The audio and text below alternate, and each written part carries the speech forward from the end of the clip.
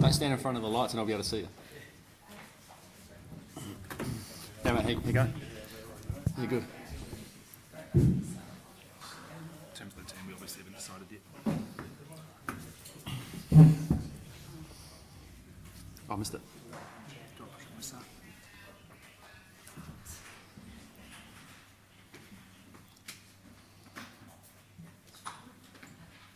No questions, great. All right, let's kick it off. Martin, you can get much reward for it in the end the other day, but it's like that. Can you give a microphone? You hear the start of the question. Performance like that must give you some confidence having Australia in some trouble. Yeah, absolutely.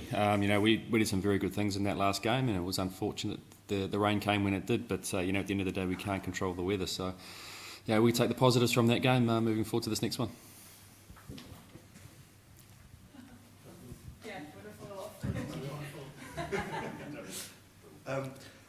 Last time you played England, you ran into them after that World Cup here, didn't you? And they're obviously, they bat very deep. There's quite an aura about them sometimes because they just come in and sort of blaze away from the word go.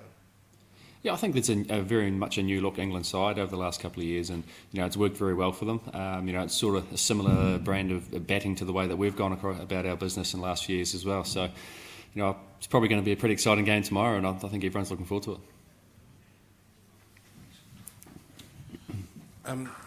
Did you kind of take some satisfaction in the way that England, in a way, kind of copied your style and the fact that you were the team that really got them going in 2015 and they haven't looked back from there? Do you take any satisfaction from that? No, I don't think so. It's just we play our way, they play their way, which is a similar brand, and it works for both teams. At the end of the day, they do their stuff, we do ours. So, I don't know about you guys, but I'm looking forward to tomorrow. The way that New Zealand played back in the build-up to 2015, obviously getting to the final, the sort of the way that Brendan kind of inspired the style of cricket, it seems to have been adopted not just by England, but 50-over cricket across the board. Would you think that's given it a shot in the arm, that people are much more excited about 50-over cricket based on how you guys started? Yeah, maybe a wee bit. It's the 50-over game keeps changing with different laws coming in and different rules and things like that, but I think it makes it more exciting. It's a game that's long enough to keep people, to be able to showcase your skills, and short enough to keep people interested in the crowds as well. So, it makes for some pretty good watching, when a couple of teams are going head to head. How are you enjoying the Welsh weather so far, and are you optimistic, pessimistic for tomorrow? I've been here before playing for Derbyshire, and it hasn't been great weather there neither. But look, at the end of the day, we can't control the weather, so whatever happens tomorrow happens. We just got to deal with it. These are obviously nervous and anxious times for sportsmen in this country, for anyone who goes to an event with crowds. Can you tell me you and the team's thoughts since Saturday, what instructions you've had from the management on security and so on? And particularly when the event started to happen on Saturday, the ICC issued a statement saying all hotels, team hotels, had gone into lockdown. What did that mean exactly for you? Yeah, first of all, on behalf of the Black Caps, I'd just like to let people know our thoughts and prayers are with the victims and their families through this tough time. In regards to the security, the ICC have ensured us that our safety is their number one priority, and they keep giving us updates daily about what's happening and what their plans are for us. So we feel very safe at the moment. How would you compare Kane and Joe Root as batsmen? One's called Kane, one's called Joe. They're obviously both world-class players. They go about their business in very different ways, and they can both be destructive without, hitting those massively big shots. They kill teams softly. So, if either one gets in, it could be a long day for whoever in the field. You say they go about their business in different ways. Could you elaborate on that? How do you mean by that? They probably contradict myself here. They're pretty similar. I mean, they don't. You're not going to go out and blast at a 160 strike rate through the innings, where someone like Brendan McCullum will come out and do his thing like that. They'll build an innings. Their batsmanship is ridiculously unbelievable. They know the game inside and out, and their own games. They know where their areas to hit. Where they can't to certain bowlers. So it's a masterclass when they get going. Do you think that all batting lineups going to need a bit of glue, somebody to hold things together while the other guys around them blaze away?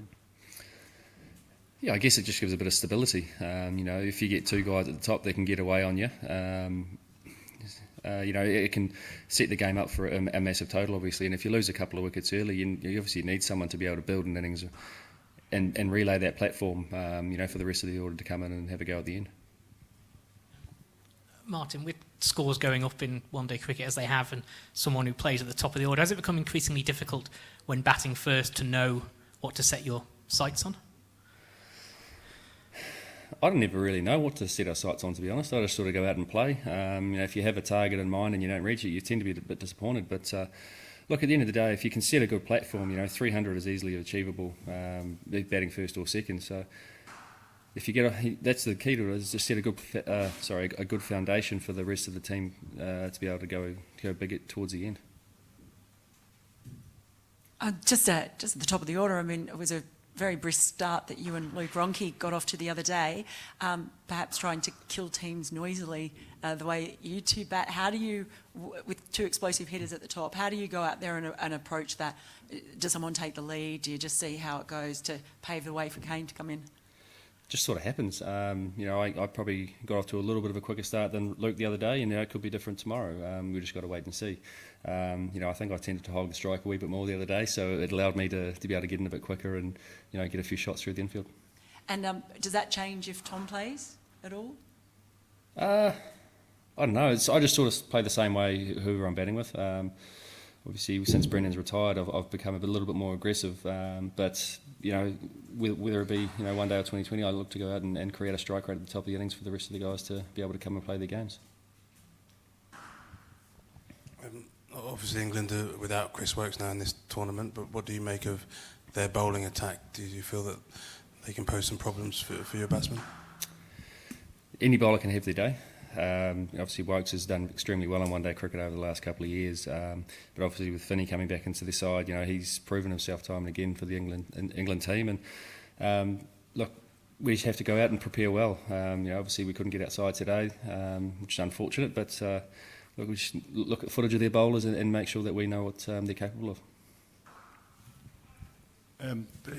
Did you play with Morgan at Kings this IPL? Yeah, I did. Yeah. Did you get to know him a bit? A little bit.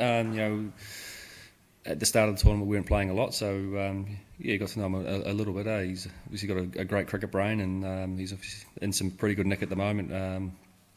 With those couple of innings before the tournament started. The sort of image he has that he's a kind of calm, sort of almost like an Iceman when he's batting and captaining the side. Is that the way you see him? I think I only played one game with him at IPL, and I was out first ball of the game, so I didn't get to bat with him. But he does seem like that. There's not too much emotion when he's out in the middle in the field. So you can see that he's got all that in check, and he's always on top of things. So he's done very well for himself. Right, thanks guys. Oh, sorry, one more.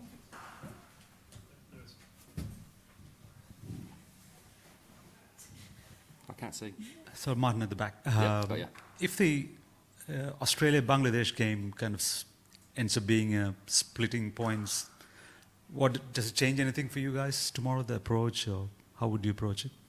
Not really. We can't let that dictate the way we play. We still have to go out and do our things, to be aggressive and take it to the opposition. If we take a step back, then we've already lost the game before stepping out there. So we're just going to keep going the way we are. Yes, guys.